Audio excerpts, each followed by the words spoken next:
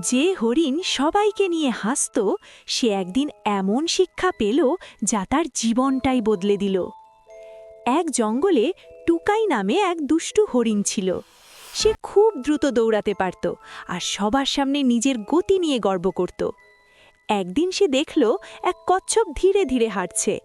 টুকাই হেসে বলল, এইভাবে চললে তো তুমি কোনোদিনই পৌঁছাতে পারবে না। কচ্ছপ শান্তভাবে শুধু মুচকি হাসল। ঠিক তখনই ঝোপের আড়াল থেকে বাঘের গর্জন।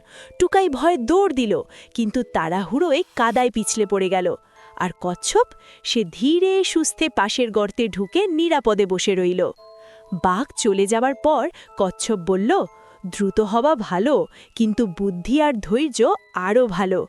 সেদিন থেকে টুকাই শিখল, কাউকে ছোট করে দেখা ঠিক নয়, আর বিপদে ঠান্ডা মাথাই সবচেয়ে বড় শক্তি। বন্ধুরা, এই রকম মজার মজার গল্প পেতে চ্যানেলটি সাবস্ক্রাইব করো।